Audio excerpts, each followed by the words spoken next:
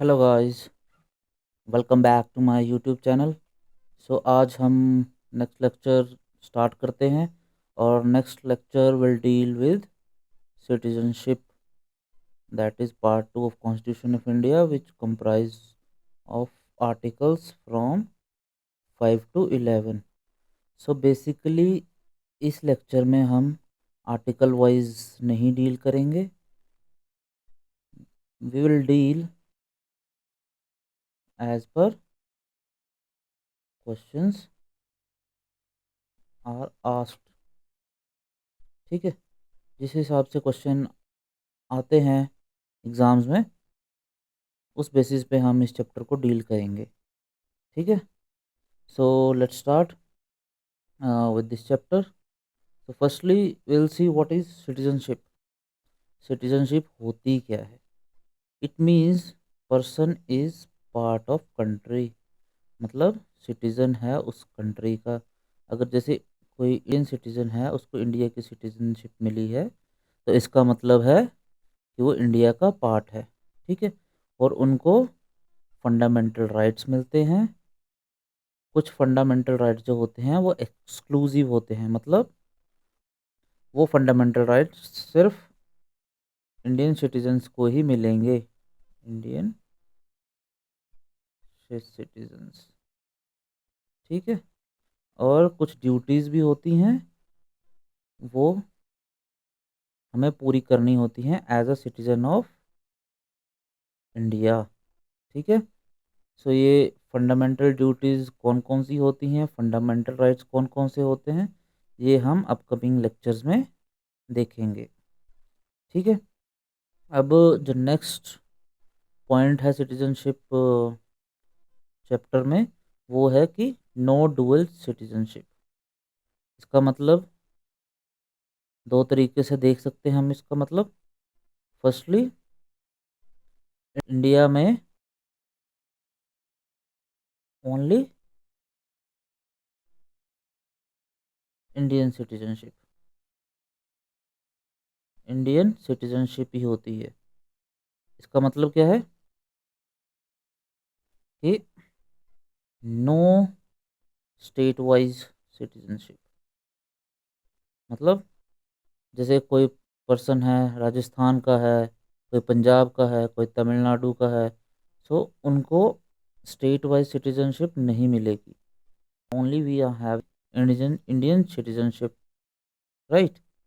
और दूसरा पॉइंट इसमें है नो डुअल सिटीजनशिप में, अगर कोई इंडियन सिटीजन था फॉर एग्जांपल, ठीक है, अब वो फॉरेन में, फॉरेन कंट्री की सिटीजनशिप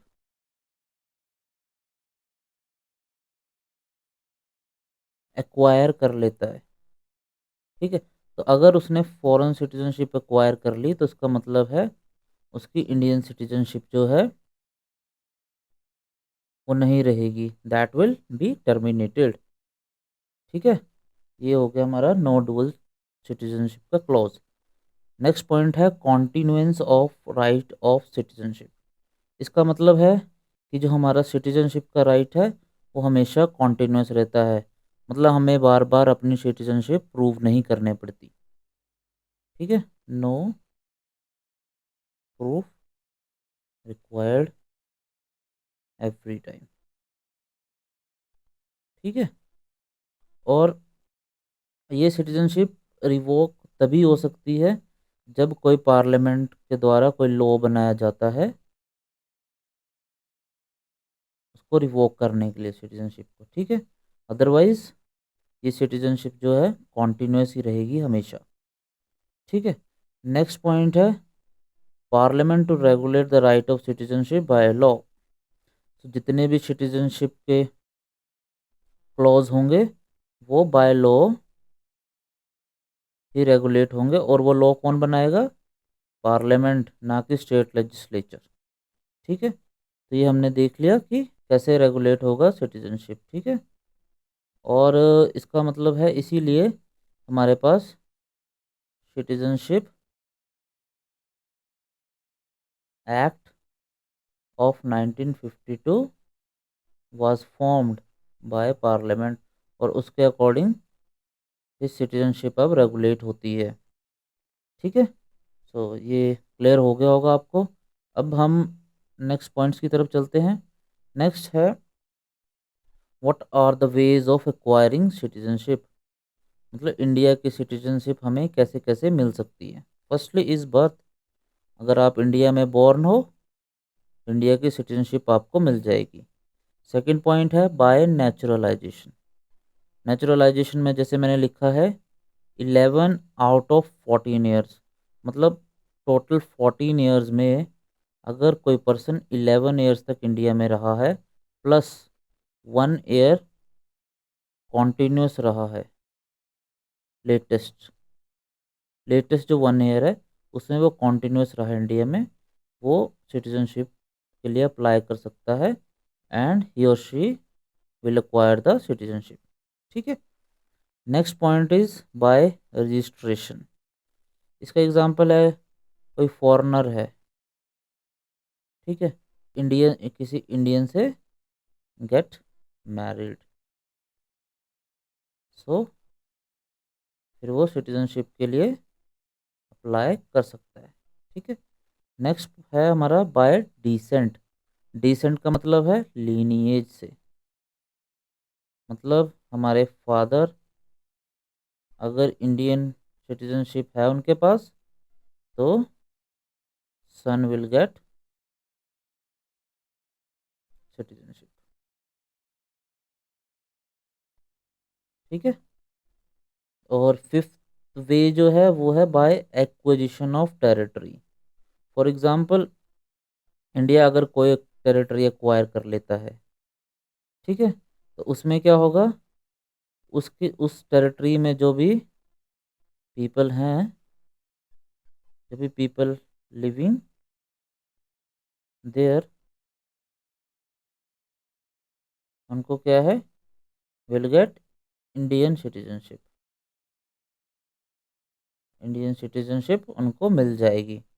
ठीक है, तो ये हमने 5 वेज देख लिया जिससे इंडियन जो हैं इंडियन सिटीजनशिप एक्वायर की जा सकती है। ठीक है, अब हम नेक्स्ट देखते हैं लॉस ऑफ सिटीजनशिप। इंडिया की सिटीजनशिप कैसे लॉस हो सकती है, बाय रिनंसिएशन, मतलब कोई इंडियन इंडियन है, वो फॉरेन सिटीजनशिप एक्वायर कर लेता है। ठीक है, तो उसकी जो वो क्या है, उससे क्या होगा, वो इंडिया की जो सिटीजनशिप है, इंडिया की जो सिटीजनशिप है उसको वो रिनंसिएट कर देगा, मतलब छोड़ देगा।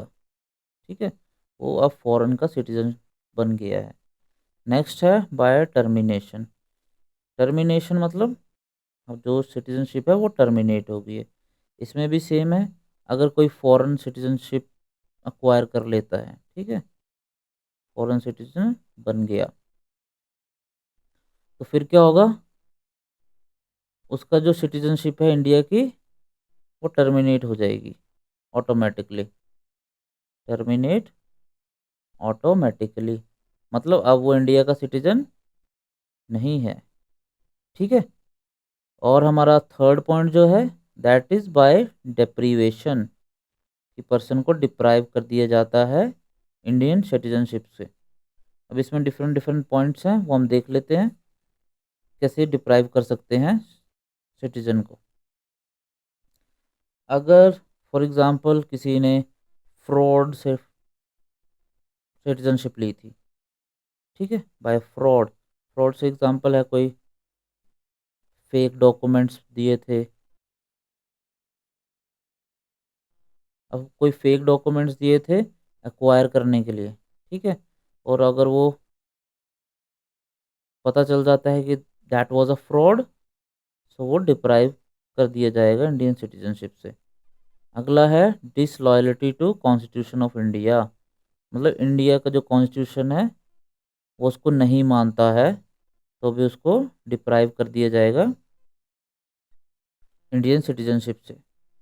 थर्ड पॉइंट है किसी एनमी के साथ वॉर चल रही है, कोई एनिमी कंट्री है हमारा, उसके साथ वॉर चल रही है, और उस टाइम कोई इंडियन सिटीजन अनलॉफुली ट्रेड कर रहा है उस कंट्री के साथ, कम्युनिकेट कर रहा है उस कंट्री के साथ, तो उसकी सिटीजनशिप भी ले ली जाएगी। That person will be deprived of the citizenship.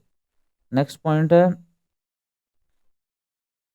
अगर 5 सालों में कोई पर्सन है वो 2 इयर्स के लिए जेल में रहा है, सो क्या होगा, और वो सिटीजनशिप जो है वो एक्वायर की थी बाय रजिस्ट्रेशन और बाय नेचुरलाइजेशन। ठीक है, तो अगर 2 साल के लिए वो जेल में है from 5 years, so that person will be deprived of Indian citizenship. ठीक है, and fifth point is resident if living out of India for 7 years continuously.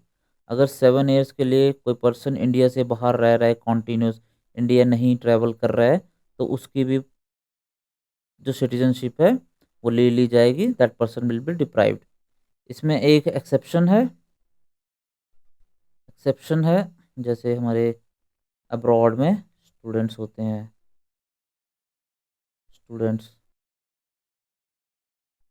Students होते हैं, फिर गवर्नमेंट ऑफ इंडिया के लिए जो वर्क कर रहे हैं, इंटरनेशनल ऑर्गेनाइजेशंस का पार्ट हैं। ठीक है, तो उनके केस में क्या होता है, वो इंडिया के कॉन्सुलेट में जाते हैं, इंडिया के कॉन्सुलेट में जाएंगे और वहाँ पे अपना आप को रजिस्टर कराएंगे। ठीक है, हर साल अपने आप को रजिस्टर कराएंगे और फिर उनकी जो सिटीजनशिप है वो मेंटेन रहेगी। ठीक है, so that's it for today. आज छोटा ही लेक्चर था, आई होप आपको क्लियर हो गया होगा। और बेसिकली हमने कवर किया है according to the questions that are asked in the exam. ठीक है, तो इतना काफ़ी है इस चैप्टर के लिए। सो नेक्स्ट लेक्चर में हम फर्दर कंटिन्यू करेंगे अदर आर्टिकल्स के साथ। That's it, thank you so much, have a nice day, bye.